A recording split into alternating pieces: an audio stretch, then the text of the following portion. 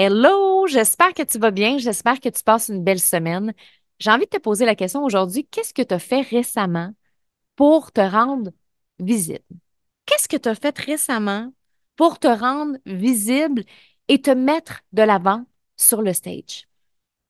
Parce qu'il y a plein de femmes qui viennent dans mon univers qui veulent soit être conférencières, soit elles veulent partager leur message devant le public et il n'y a rien qui se passe. Et là, elles ont l'impression qu'elles sont pas prêtes, que c'est pas le bon moment, elles attendent d'être appelées. Mais arrêtons de niaiser, là. Si tu veux vraiment, là, être sur une scène, si tu veux vraiment être sur un stage, il y a plein d'opportunités gratuites que tu peux saisir aujourd'hui pour te faire voir, pour te faire connaître et pour partager ton message dans le monde entier. Premièrement, là, je veux juste qu'on mette quelque chose au clair. Des fois, le mot conférencière, ça stresse du monde. Donc, tu n'es pas obligé d'être une conférencière pour partager ton message. Parce que des fois, conférencière vient avec un statut, vient avec une identité que certaines de mes clientes ne sont pas capables de porter. C'est comme trop gros. Elles voient ça comme trop gros. Elles s'imaginent que pour être conférencière, ça demande énormément d'expérience, ça demande énormément de formation. Et des fois, ça les angoisse et ça les empêche d'avancer. Fait que je suis comme, on s'en fout de ton titre. Tu peux partager uniquement ton message et c'est OK. Tu peux témoigner de ce que tu as vécu. Tu n'es pas obligé de te donner ce titre-là si tu ne veux pas. Il n'y a pas de problème. Mais par contre, empêche-toi pas d'être visible. Empêche-toi pas de prendre la parole. Empêche-toi pas d'être en avant du stage. Parce que si tu as un message qui peut changer le monde, si tu as un message qui peut avoir de l'impact dans le bien-être des autres, dans la santé des autres, dans l'environnement, on veut te voir. You have to shine. Donc aujourd'hui, j'avais envie de te dévoiler 10 stages gratuits pour prendre la parole puis te faire voir. Que tu sois entrepreneur, leader, femme de carrière, conférencière ou ce titre-là, tu n'as pas envie de l'avoir, bien, sache que tu n'as pas besoin de dépenser des milliers de dollars pour être visible. Il y a plein d'endroits, il y a plein de plateformes pour le faire et c'est ce que je veux te partager aujourd'hui. Il y a 10 stages gratuits que je t'ai sélectionnés. J'aurais pu t'en sélectionner plusieurs, même que j'en ai comme enlevé. Premier stage, c'est tout ce qui est événements web. Il y a plein d'événements sur le web. Il y a plein de sommets à chaque année. Là, il y en a des vingtaines, des trentaines de sommets. Et tu pourrais être une de ces personnes-là qui est invitée dans un sommet. On attend des fois d'être invité. Bon, je vais attendre d'être invité dans tel sommet. J'aimerais ça faire partie de tel sommet, mais prends les devants. Écris les sommets que tu aimerais faire partie, puis go! Souvent, là, les organisateurs, là, dans les sommets, ils ont comme une vingtaine, une trentaine d'invités à chaque année. Puis à un moment donné, des fois, ils ont besoin d'idées. Ils ont besoin d'avoir des nouveautés, des nouvelles personnes. Et ils ont besoin de personnes qui osent demander. C'est sûr qu'il y a une façon d'approcher les autres. Ça, c'est un autre épisode que je pourrais faire.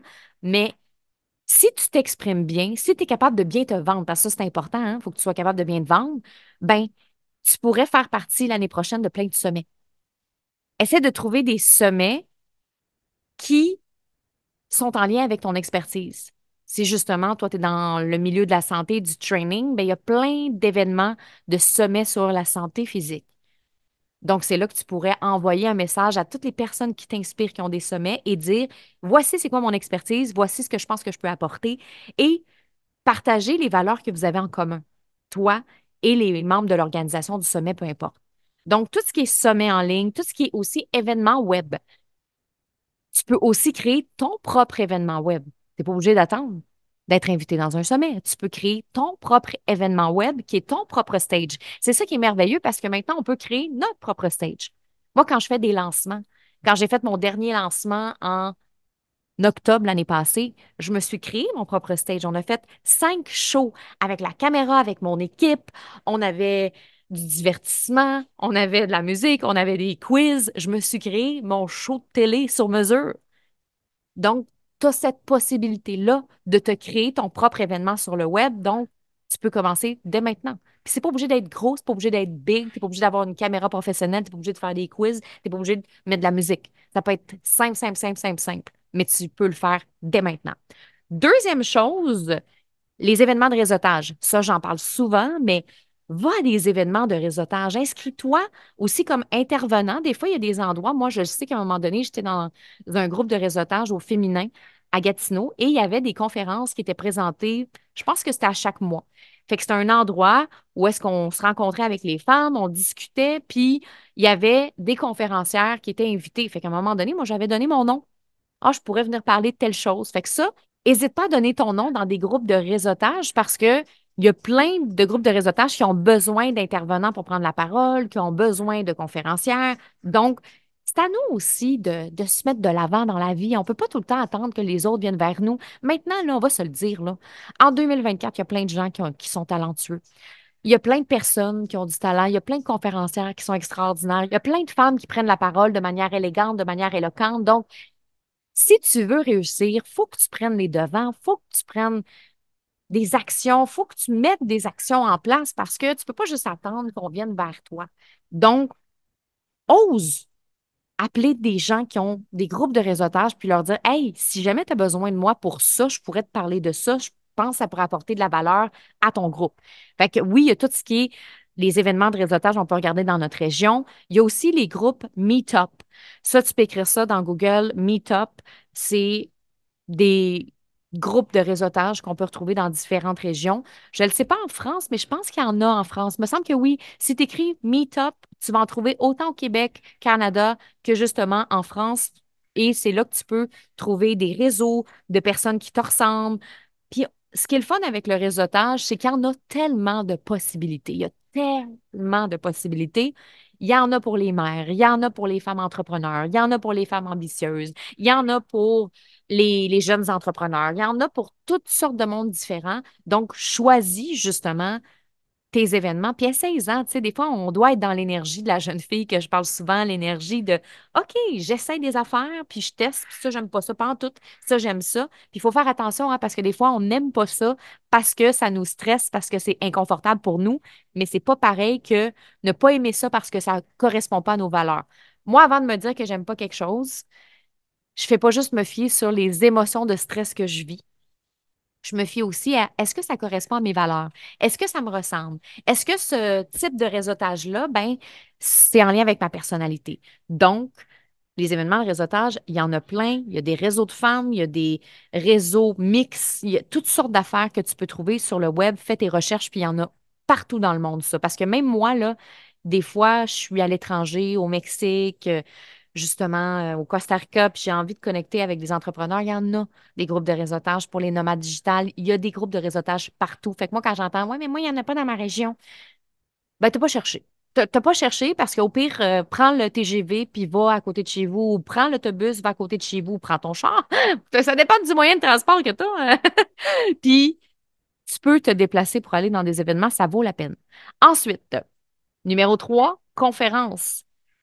Des conférences, il y en a partout. Des événements de conférences, il y en a partout.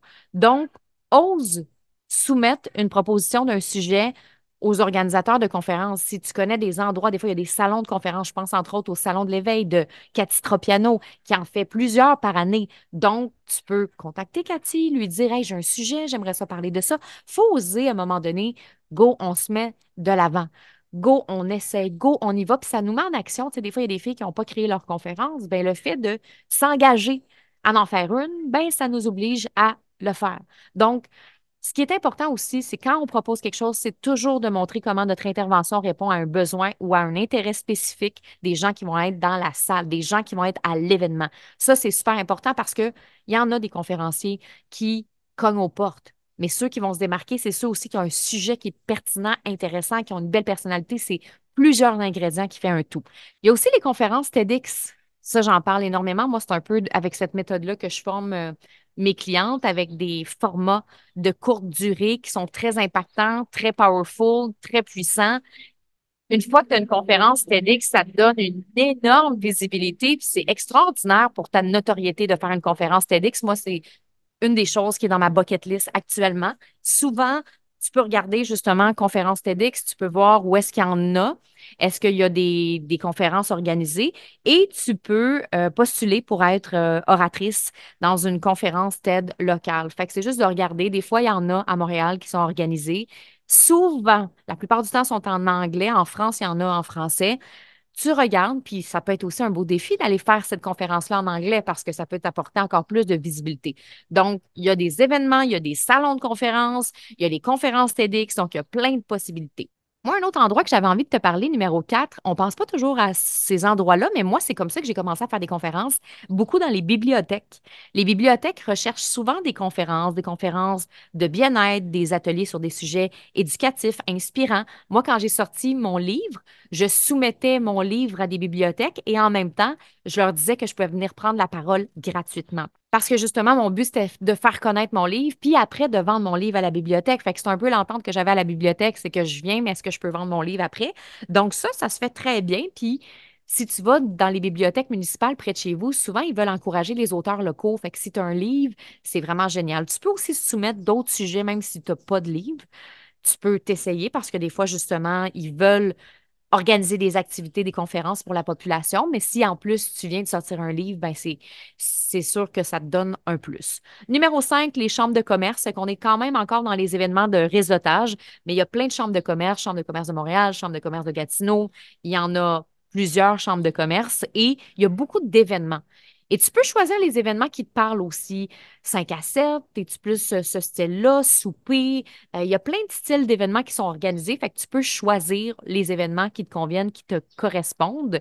Moi, j'essaie toujours de participer, je pense que je l'avais dit dans un autre épisode, à au moins 4 événements de réseautage par année, soit chambre de commerce, soit justement des meet-up ou des réseaux de femmes, des événements, tu sais, ça fait la différence. Fait que moi, j'y vais à titre de je participe pour assister, mais j'aime ça aussi participer concrètement sur les stages, participer concrètement en étant dans le panel.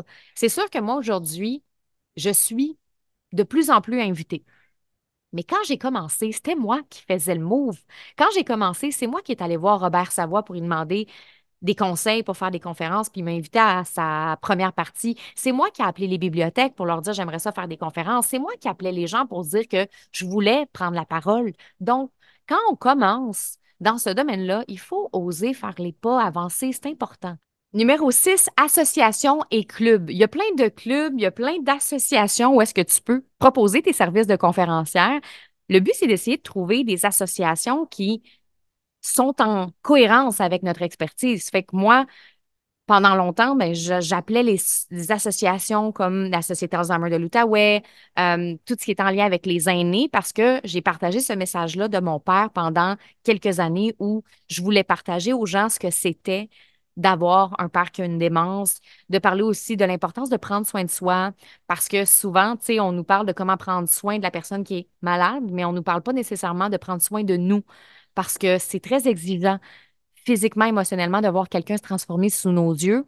Fait que moi, c'est un peu le message que je voulais apporter. Je voulais apporter aussi beaucoup le message du bonheur parce que j'avais lancé le livre Le bonheur qui mijote. Fait que, tu sais, trouve des associations qui sont en lien avec ton expertise, puis propose une conférence, propose une intervention. Ça peut même être un panel, ça peut même être une entrevue. Tu sais, propose d'être là et participe à des réunions de clubs locaux. Il y a des clubs de lecture, ça peut être aussi les clubs Rotary, très populaires, de t'inscrire justement dans des clubs qui font en sorte que tu peux t'exprimer, prendre ta place. C'est comme un stage gratuit. Puis souvent, les associations sont super ouvertes à avoir des conférences. Puis tu sais, c'est sûr que là, aujourd'hui, je te parle de stage gratuit. Fait que ça va dans les deux sens, dans le sens que oui, ces stages-là sont gratuits, mais ça se peut que ça ne te rapporte pas financièrement sur le coup parce que souvent, les associations n'ont pas nécessairement d'argent puis tout ça. Puis je sais là, que ça pourrait être un autre sujet parce que je pense que sincèrement, les femmes, on doit charger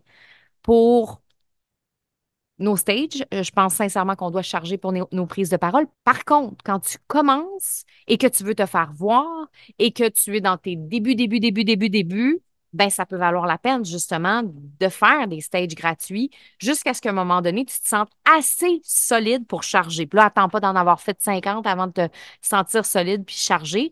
Mais ce que je veux dire, c'est que tu peux quand même en tester quelques-uns. Ça va te permettre aussi de savoir dans quoi tu es à l'aise, de repeaufiner aussi ton intervention, ta conférence et tout ça.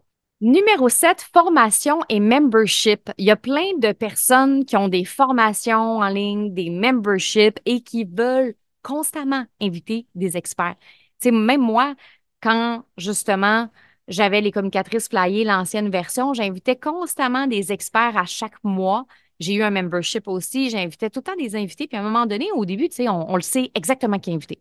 Mais à un moment donné, on a besoin d'idées, on a besoin de nouvelles personnes, on a besoin justement d'aller chercher de nouvelles expertises. Donc, n'aie pas peur d'aller cogner à la porte de certaines formations, d'aller cogner à la porte de certains coachs que tu admires, qui ont des formations, qui ont des memberships, et tu te dis, oh my God, c'est parce que ça fit tellement, on a les mêmes valeurs, je le sais que je peux apporter une expertise complémentaire. Mais là, ce qui est important, c'est que tu as une expertise qui est claire. C'est souvent ça le problème, c'est que on veut être dans des memberships, on veut être dans les formations des autres, on veut être invité, sauf que notre expertise n'est pas assez claire, donc on est trop général et c'est souvent ce qui fait que les gens ne veulent pas nous avoir comme experts parce qu'ils ne nous voient pas comme des experts.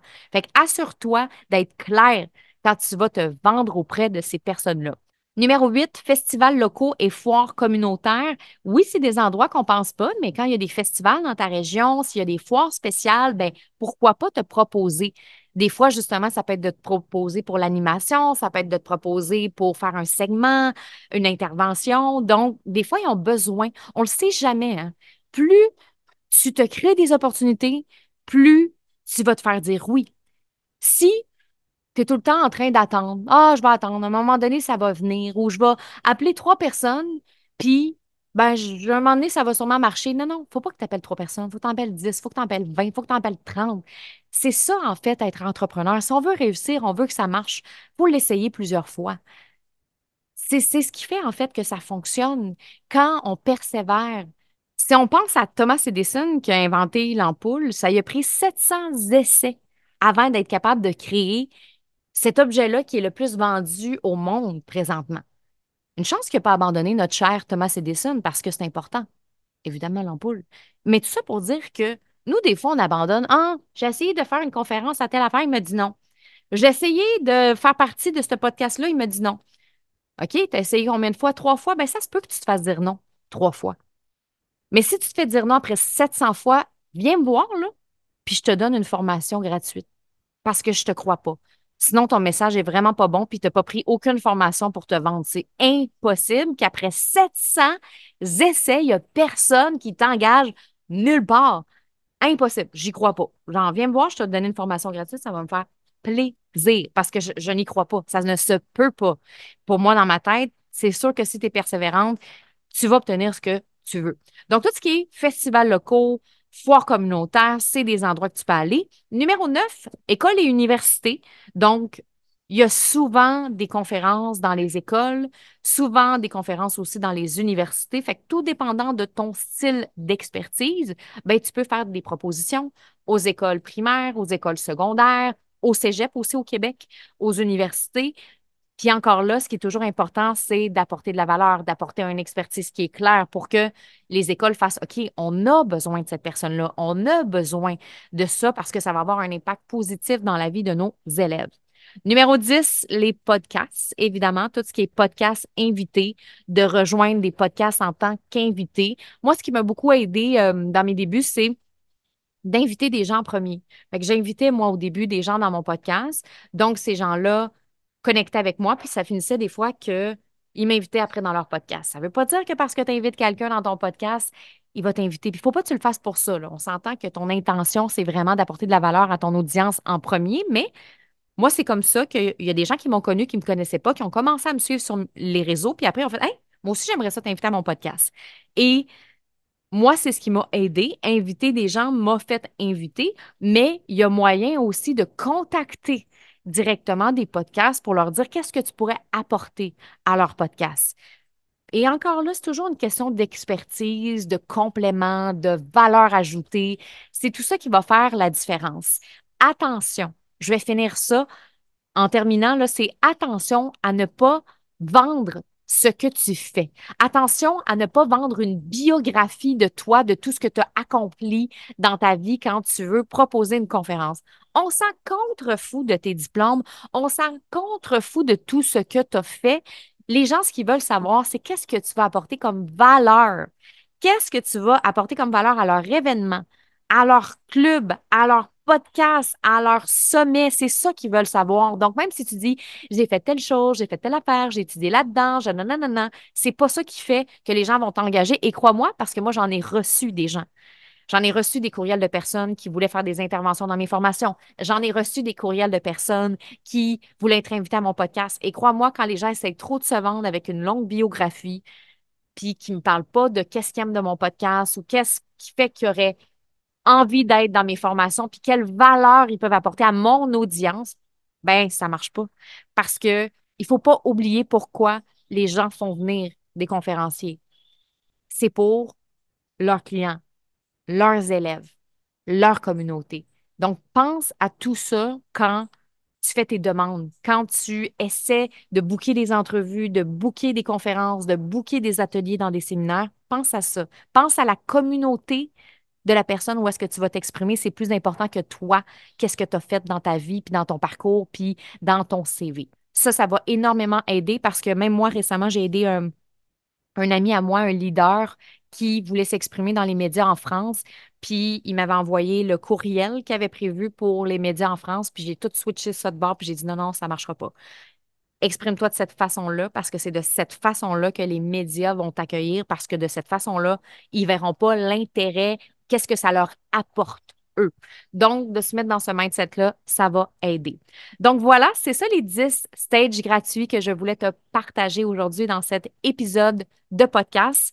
J'ai mis la liste. Si tu as envie d'avoir la liste avec tous ces endroits-là où est-ce que tu peux t'exprimer gratuitement, ben, je t'invite à la télécharger dans les notes de l'épisode de podcast. Et oublie pas de réserver ta place pour venir me voir sur le stage ainsi que les 12 autres conférencières qui vont présenter justement des conférences de style TED Talk que je parlais tantôt.